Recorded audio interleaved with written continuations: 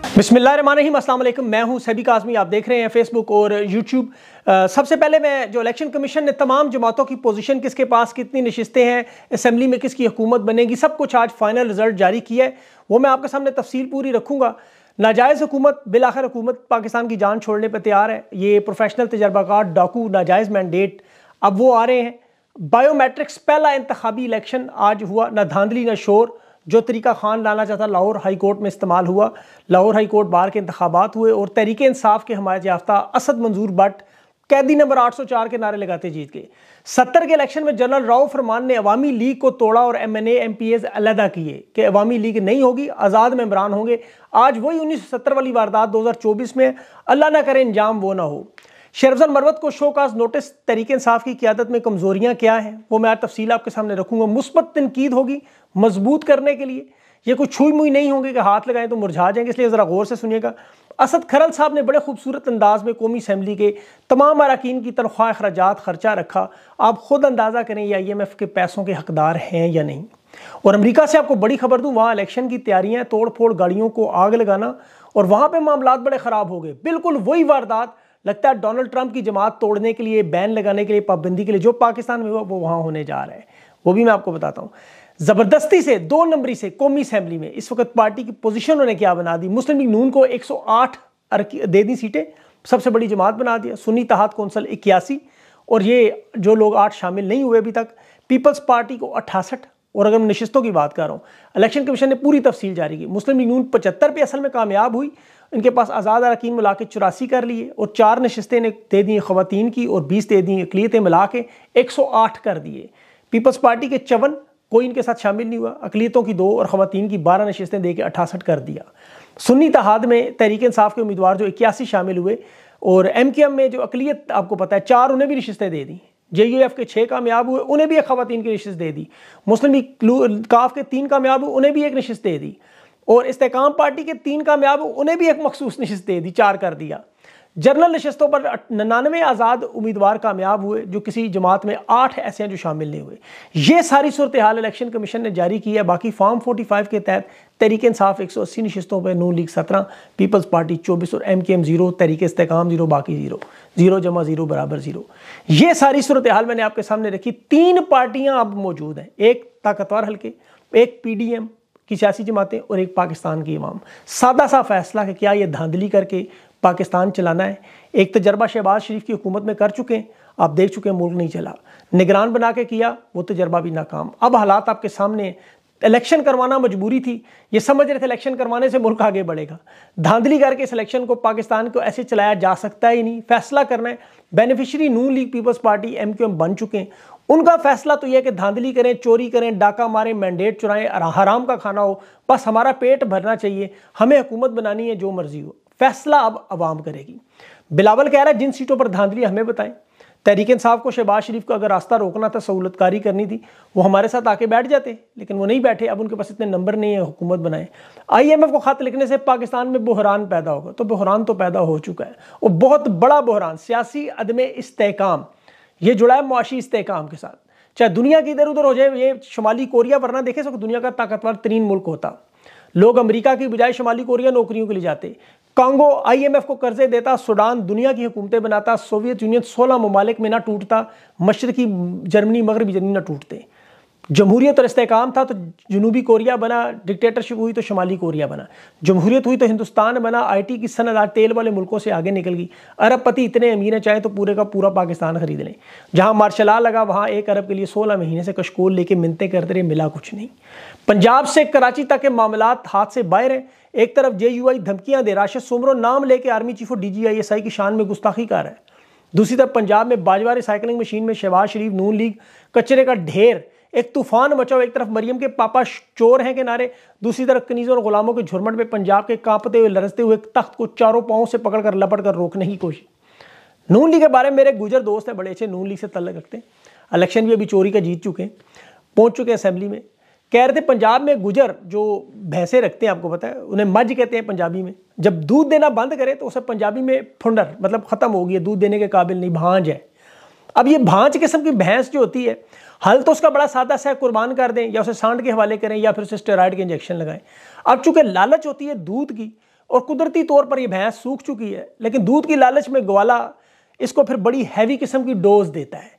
ये फिर भांज दूध के लिए कार्टोल P10 के इंजेक्शन है, मेस्ट्रोजन पता नहीं क्या नाम है, इस तरह के इंजेक्शन है, उसके बाद फिर दूध निकलना शुरू होता है। लेकिन मसला ये, जो ये इंजेक्शन लगाना बंद करें दूध भी बंद। हकीकी मानों में मुस्लिम लीग नून की इस वक्त पंजाब में यही सूरत हाल है। सियासी तौर पर ये भांज हो चुके हैं, अवाम में मकबूलियत ख़त्म हो चुकी है, इनको धड़ाधड़ दुम में बस टीके लग रहे हैं, हैवी किस्म की डोज दे रहे हैं, और ये उसका असर नहीं है, इंजेक्शन का असर है जो आपको उनका उछलना कूदना फुदकना असम्बली के अंदर नजर आ रहा है। जिस दिन इंजेक्शन बंद, उछलना कूदना बंद। और ये कुर्बानी के अब काबिल नहीं रहे, क्योंकि बूढ़ी गाय का गोश्त वैसे भी कोई नहीं खाता, उसका मज़ा नहीं। यही वजह थी इन्होंने गधे का गोश्त, कुत्ते का गोश्त और कौवे के गोश्त कीमा नान और जलसों में इंट्रोड्यूस करवाए, क्योंकि इन्हें पता है कि बूढ़ी गाय का गोश्त अवाम पहचान जाएगी, वो नहीं खाएगी। अब PTI के लोगों के पास दो ऑप्शन है, एक तो सब्र शुक्र करें, मुंह सर लपेटें, मफरूर हो जाएं, किनारा कश हो जाएं, भूल जाएं, ये जो आग और खून का दरिया पार करके कुर्बानियाँ दे के सब कुछ वो ज़ाया कर दें, या फिर दूसरा मरहला इनके पास जिसमें वो जो दास्तान तखय्यल की पैदावार से गड़ी हुई थी, यानी जिसके खिलाफ इस्टेब्लिशमेंट हो जाए, पार्टी लीरो लीर हो जाए, वो कभी पैरों पर नहीं खड़े हो सकती। अवाम ने यह तखय्यल और ख्वाबों से इनके बात निकाल दी, हर मुश्किल का हल निकाला तहरीक इंसाफ ने। तमाम अंदाजे आदाद शुमार तज्जिए सब गलत किया। आज इनके दानिश्वर खुद मानते हैं कि हम गलत है। जावेद चौधरी, कामरान खान, कामरान शाहिद, मंसूर अली खान, अस्मा शराजी, हामिद मीर, सब के सब मानते हैं कि हमारे तज्जिए गलत थे, तहरीक इंसाफ के नौजवान दुरुस्त थे। वो कहते थे पार्टी खत्म हो जाएगी, नाम लेने वाला नहीं होगा, उम्मीदवार नहीं होगा, टिकट लेने वाला नहीं होगा, उम्मीदवार मिलेंगे ही नहीं, जीत तो सकते ही नहीं, ऐसी धांधली फेरेंगे, ये करेंगे वो करेंगे। सारे अंदाजे गलत हुए। आज ये भी तस्लीम कर रहे हैं, दुनिया भी तस्लीम कर रही है कि अवाम की ताकत सबसे मजबूर है। ये कहते हैं धांधली करके जिसे हुकूमत देंगे वो चला भी लेंगे। अब तहरीक इंसाफ के लोग मायूस ना हो। देखें, इक़्तिदार तो मंजिल था नहीं, ये इनकी भी बका की जंग है, ईस्ट इंडिया कंपनी की और आपकी भी। सियासी कबर एक है, मुर्दे दो हैं। तहरीक इंसाफ के कप्तान इमरान खान ने बड़े सपा सालार की तरह जंग लड़ी है। इस जंग में लश्कर को 3 हिस्सों में बनाते हैं, लेकिन खान ने 4 बनाए। पहले मैं तहरीक इंसाफ के मुखालिफिन के लश्कर का आपको जिक्र करूँ। ये वही रवायती अंदाज में खान के जो मुखालिफ थे, एक कल्ब जो अमेरिका इंटरनेशनल एस्टेब्लिशमेंट का लश्कर का मेमना था, और फिर एक ईस्ट इंडिया कंपनी जो लश्कर को आपको मेसरा, और पार्ट 2 जो उसका था वो पीपल्स पार्टी, ये काजी फायज इलेक्शन कमीशन, ये सारे। और इनके पास सोने की ज़रा, हीरों की तलवारें लेके अपनी ताकत से पहुंचे हुए थे। खान ने बड़े मुख्तलिफ अंदाज से जंग लड़ी, अलंबरदार भी खड़ा करते थे और हर अवल दस्ता भी खड़ा करते थे। अच्छा, ये जो जंगी हिकमत अमली थी, ये सुल्तान मोहम्मद फातेह ने कस्तंतीनिया को फतह करते हुए इस्तेमाल की थी। तहरीक इंसाफ का, इमरान खान का हर अवल दस्ता, सोशल मीडिया, रजाकार, पहला उनका मुखालिफिन का हर हमला प्रोपेगेंडा नाकाम करते थे। इंतखाबी निशान छिना, फिल4 वेबसाइट बनी, पोर्टल बना, फेसबुक बनी, पूरे पाकिस्तान में इंतखाबी निशान याद करा दिए। जलसे जुलूस बंद हुए, इन्होंने सोशल मीडिया पे जलसे शुरू कर दिए। जगह जगह उन्होंने जो उनके छपने नहीं दे, पेपर छीनते थे, उन्होंने वकला ने वो पेपर मंजूर कराए, तमाम अपीलें मंजूर कराई, इंतखाबी मुहिम चलाई। पंजाब में तहरीक इंसाफ का एक पोस्टर, एक बैनर नहीं लगा, लेकिन सारे उम्मीदवार जीत गए। अब खान मैदान में नहीं था, याद रखिए, अलंबरदार लश्कर का शेर अफजल मरवत को बनाया गया, उसके पीछे कल्ब था। अब चूंकि सपा सलार नहीं था मैदान में, फिर एक दस्ता है जिसे मुकदमा कहा जाता है, ये कल्ब से कुछ फासले पर होता है। तहरीक इंसाफ के वकला थे ये, इन्होंने अपने हाथ में जो मेमना दस्ता था वो खैबर पख्तूनख्वा था, खयूर पख्तून 95% मैदान जीत गए।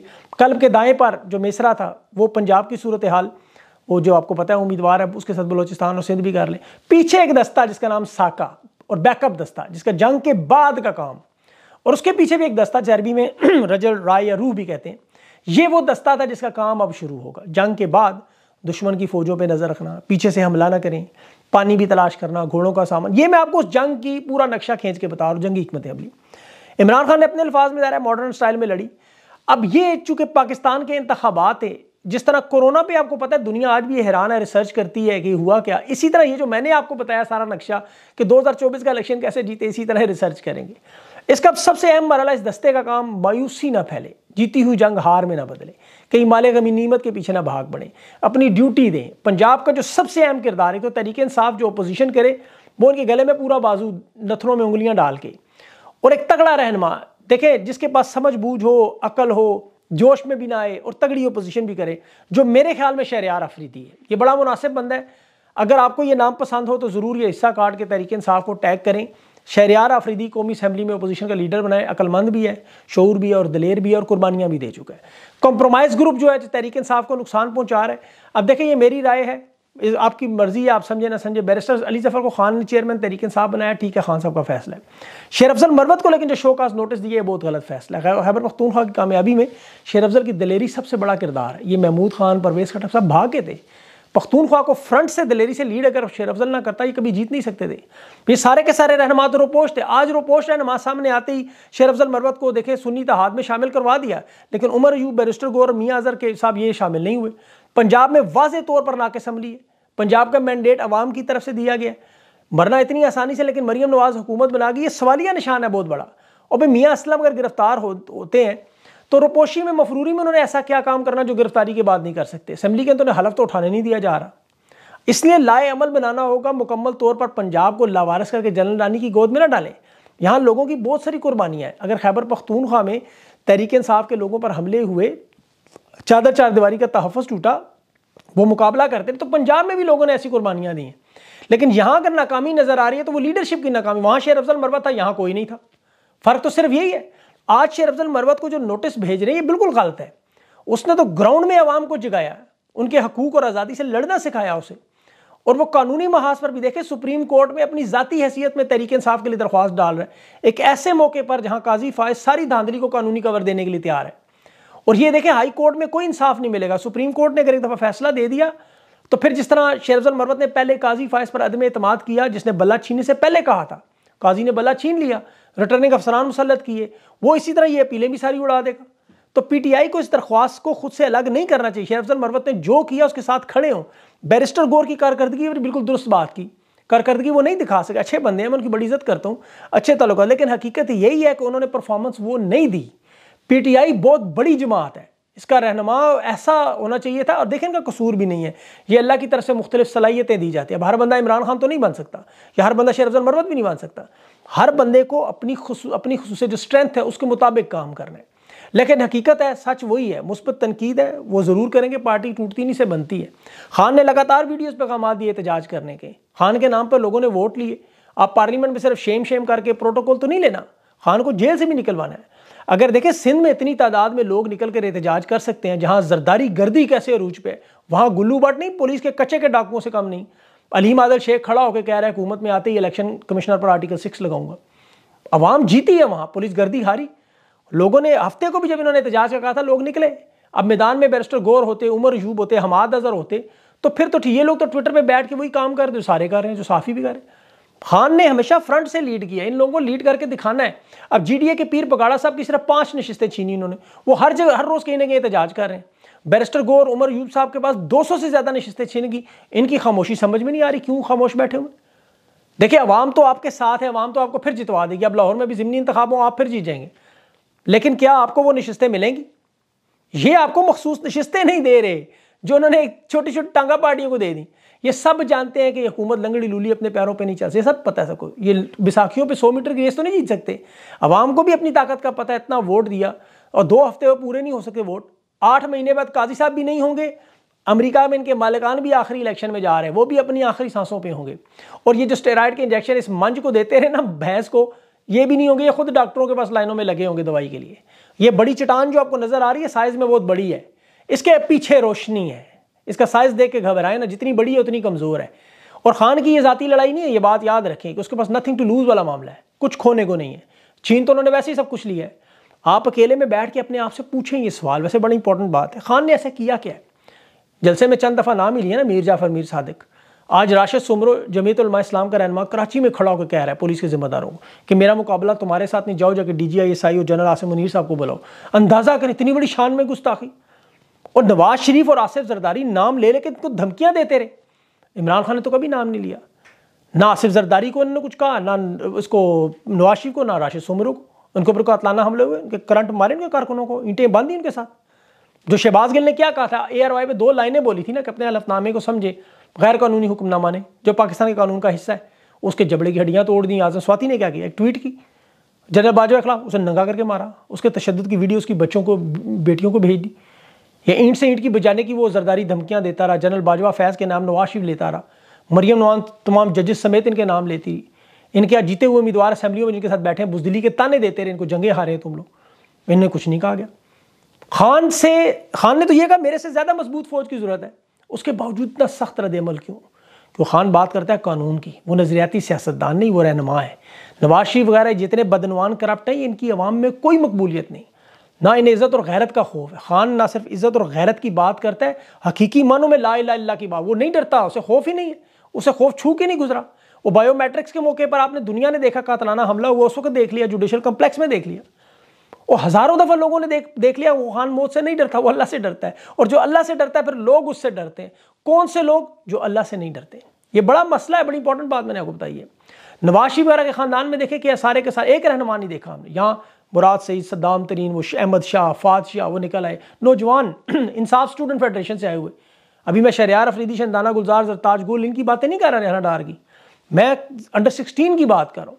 नून लीग की क़यादत में आज बखुदा मुझे 40 साल में एक रहनुमा बता दें जो अली शरीफ से ना हो, जिनकी क़यादत कर सके। आज मियाँ असलम है, शेर अफजल है, बैरिस्टर गौर है, बैरिस्टर अली जफ़र है, ये सारे लोग 6 महीने पहले तो कोई जानते ही नहीं था। इसीलिए खान को कौम और लीडरशिप दोनों बनाना आती है, और वो डरते हैं खान से, इसलिए कि वो जेल में बैठा है, सब कुछ उसका छीन लिया। ताकत में वो आज भी IMF को एक ख़त लिखता है, इनकी पैरों तले ज़मीन निकल रही है। और जो मैदान में लोग बैठे हैं वो इलेक्शन जीते हुए, लेकिन डर और खौफ की वजह से बाहर नहीं आ रहे। हिम्मत करें थोड़ी सी, देखिए आपको जीतने से कोई नहीं रोक सकता। ये तहरीक इंसाफ जितनी मजबूत है उतनी काफ़ी है, क्योंकि मुखालफीन आपके बहुत कमज़ोर है। इन मुखालफीन की हालत बहुत पतली है, ये ज़बरदस्ती की शादी है, निकाह बिल जबर है।